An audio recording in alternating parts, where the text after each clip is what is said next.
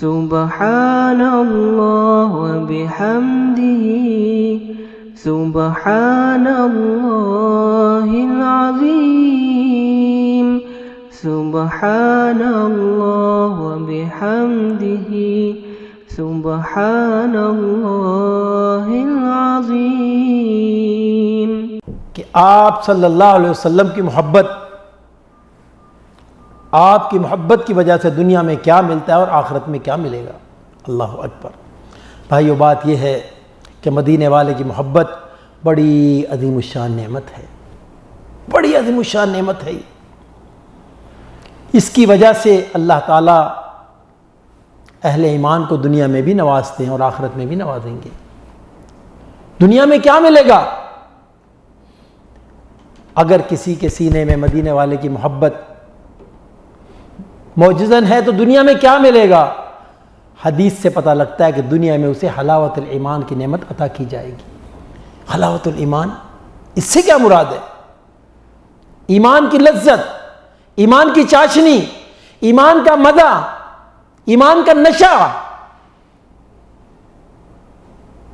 بہت بڑی چیز ہے میرے بھائیوں۔ ایمان کی لذت ان سے پوچھئے جن کے سینے میں یہ نعمت معجزن ہے۔ قرآن پڑھنے بیٹھتے ہیں تو دل کرتا ہے پڑھتے چلے جائیں، چھوڑنے کو دل نہیں کرتا۔ نماز کے لیے کھڑے ہوئے ہیں تو دل کرتا ہے سجدے کرتے چلے جائیں۔ نیکی کے ایک کام کرنے کے بعد دوسرا کام کرنے کو جی چاہتا ہے۔ یہ ہے لذت، یہ ہے چاشنی، یہ مزہ ہے، یہ نشہ ہے ایمان کا۔ اللہ تعالیٰ ہم سب کو نصیب فرمائے۔ کس کو ملے گا؟ جس کے سینے میں مدینے والے کی محبت معجزن ہوگی۔ دلیل کیا ہے؟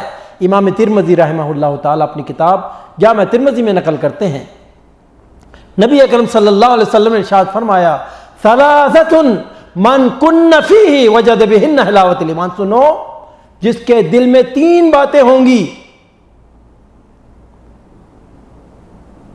اسے اللہ رب العالمین ایمان کی لذت عطا فرمائیں گے۔ اور وہ کیا ہیں؟ اس میں سے پہلی بات، وہ شخص کون ہے؟ وہ شخص وہ ہے جس کے دل میں اللہ اور اس کے رسول کی محبت دنیا کے تمام لوگوں کی محبت سے زیادہ ہوگی۔ اللہ اور اس کے رسول کی محبت دنیا کے تمام لوگوں کی محبت سے زیادہ ہوگی۔ اور دوسری نشانی کیا ہے؟ کہ جب وہ کسی سے محبت کرے گا تو اللہ کے لیے کرے گا، اور بغض رکھے گا تو اللہ کے لیے رکھے گا۔ اللہ اکبر۔ وہ حدیث ہم پڑھتے ہیں، من احب للہ وابغض للہ وآتى للہ ومنع للہ فقد استکمل الایمان۔ جو چاہتا ہے کہ میرا ایمان مکمل ہو جائے، کیسے مکمل کرے گا؟ کسی سے محبت کی تو اللہ کے لیے کی، کسی سے دشمنی کی تو اللہ کے لیے کی، کسی کو دیا تو اللہ کے لیے دیا، کسی سے روکا تو اللہ کے لیے روکا۔ اس نے کیا کیا؟ اپنے ایمان کو مکمل کر لیا۔ یہ ہے اخلاص۔ سب سے زیادہ جو عبادت اللہ کے ہاں مقبول ہے وہ کیا ہے؟ وہ اخلاص ہے میرے بھائیوں۔ کوانٹٹی نہیں چاہیے، اللہ کو کوئی کوانٹٹی مطلوب نہیں۔ کیا چاہیے؟ کوالٹی چاہیے۔ وہ قرآن کریم میں آتا ہے نا، ان الصلاۃ ونسکی ومحیای ومماتی للہ رب العالمین لا شریک لہ۔ میری نمازیں، میری قربانی، میرا مرنا، میرا جینا کس کے لیے؟ ایک اللہ کے لیے۔ اللہ کو یہ اخلاص مطلوب ہے میرے بھائیوں۔ عمل تھوڑا کیجئے لیکن کس کے لیے؟ اس ذات کے لیے۔ اگر اس میں دکھاوا آ گیا، لوگوں کی رائے شامل ہو گئی، لوگوں کی خوشی شامل ہو گئی، تو پھر اخلاص تو ختم ہو گیا۔ اللہ رب العالمین ایسے شخص کو پھر حلاوت ایمان کی نعمت عطا فرماتے ہیں۔ اور تیسرا، ایمان میں آنے کے بعد اسے جب کفر کی طرف بلایا جائے تو اسے یوں محسوس ہوتا ہے یہ جلتی ہوئی آگ میں پھینکا جا رہا ہے، اتنی تکلیف محسوس کرتا ہے۔ یہ تو ہے دنیا میں حلاوت الایمان کی نعمت عطا کی جاتی ہے۔ آخرت میں کیا ملے گا؟ جیسا کہ پہلے عرض کیا، مدینے والے کی محبت بہت بڑی نعمت ہے میرے بھائیوں۔ آخرت میں کیا ملے گا؟ اللہ رب العالمین ایسے شخص کو جو آپ صلی اللہ علیہ وسلم سے محبت کا دعوے دار ہے، اپنے دعوے میں سچا ہے، اسے اللہ کے نبی صلی اللہ علیہ وسلم کو پڑوس عطا کیا جائے گا۔ چھوٹی بات ہے،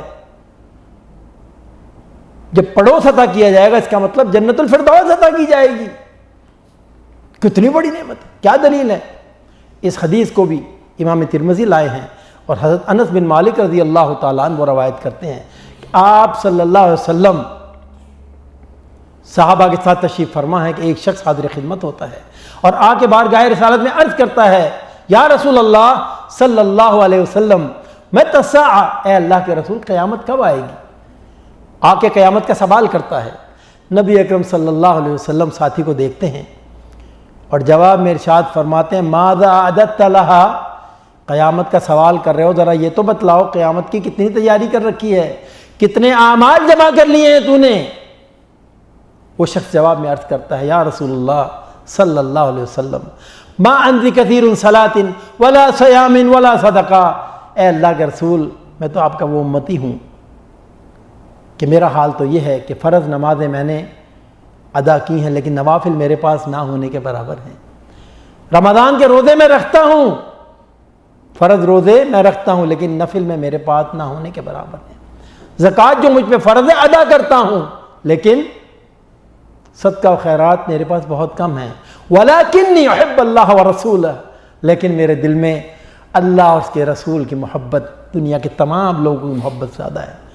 مفہوم یہ کہ میرے دل میں اللہ اس کے رسول کی محبت، اس کا سمندر ٹھاٹھے مار رہا ہے۔ تو میرے آقا نے جب اس کی بات کو سنا تو کیا جواب ارشاد فرمایا؟ اللہ اکبر، بڑا پیارا جواب فرمایا، انت مع من احببت، اے ساتھی کل تو انہی کے ساتھ ہوگا جن سے تو محبت کرتا ہے۔ اللہ اکبر۔ علماء امت پر لاکھوں رحمتیں ہوں، انہوں نے اس حدیث سے بڑا ہی لطیف نقطہ نکالا ہے، کہنے والے کے لیے بھی اور سننے والوں کے لیے لمحہ فکریہ ہے۔ کیا نکالا ہے؟ ہر شخص اپنے اپنے بارے میں سوچے تو صحیح کہ ہماری محبتیں، ہماری وفاداریاں، ہماری سپورٹیں کن لوگوں کے ہیں؟ اگر ان لوگوں کو ہیں، ان لوگوں کے ساتھ ہیں جو اللہ کی زمین پر اللہ کے دین کو نافذ کرنے کے لیے دن رات محنتیں کر رہے ہیں، دوڑ دھوپ کر رہے ہیں، حدیث کے الفاظ واضح ہیں، انت مع من احببت، لیکن خدا نہ کرے اگر ہم انہیں سپورٹ کر رہے ہیں یا ہماری محبتیں، ہماری وفاداریاں ان کے ساتھ ہیں جو اللہ کے دین کی راہ میں رکاوٹیں ڈالنے والے ہیں، تو حدیث کے الفاظ پھر بڑے ہی سخت ہیں۔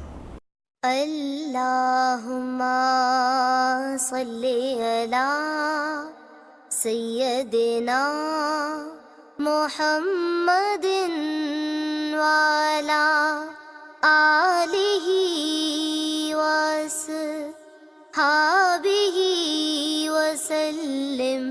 اللہم صلی علی سیدنا محمد